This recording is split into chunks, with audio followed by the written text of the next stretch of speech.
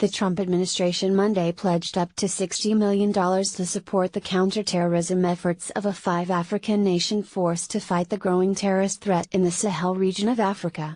4 American servicemen were killed in a terrorist attack earlier this month in Niger, one of the Sahel countries who are part of the fighting force. Walid Fairs, a Fox News national security and foreign policy analyst, said the Islamic State, Al-Qaeda and Boko Haram already have penetrated vast areas and warns that the Sahel could turn into the next reservoir for jihadi terror.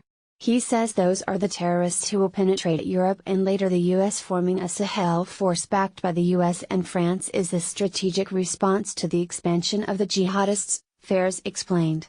He has lectured on this subject to United States Africa Command and to members of Congress and the European Parliament.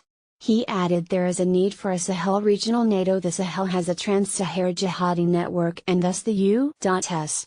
and its allies need to establish a trans-Sahara coalition force to respond, he said.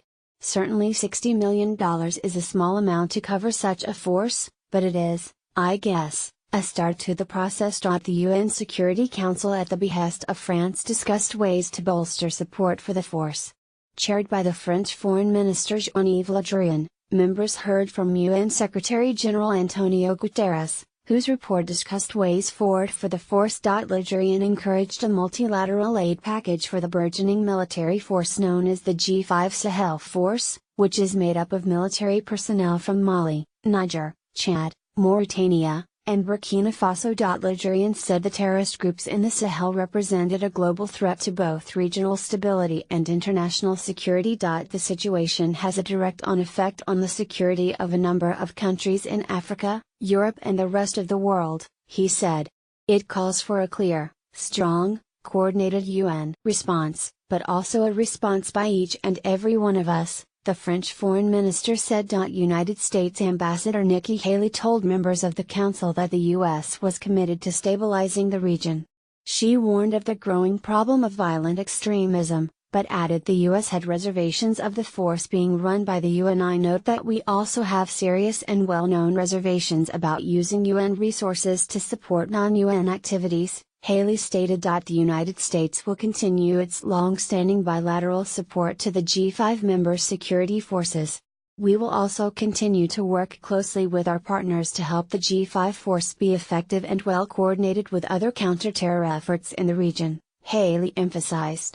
The United States is committed to stabilizing the Sahel region. Earlier in the day, Secretary of State Rex Tillerson announced that the U.S. would pledge up to $60 million in support of the G5 Sahel Joint Forces counterterrorism efforts. His statement read, "This money will bolster our regional partners in their fight to ensure security and stability in the face of ISIS and affiliated groups and other terrorist networks. This is a fight we must win, and these funds will play a key role in achieving that mission." Mali's foreign minister, Abdoulaye Diop, told Fox News that U.S. support was critical. "We think that countries like the U.S. who have done an initial step today is very important," he said, "but we think that as we are going forward and as the UN is considering a new resolution, perhaps we will see more tangible support for the countries in the Sahel. And we are also ready to play our part. We are taking risks, we are putting our soldiers at risk, we are putting our financial resources, but what we are tackling is a global threat that we should not be left alone to deal with." The size of the regional force could climb to 5,000 troops, and the cost of the force's first year's operation is expected to be around $400 million.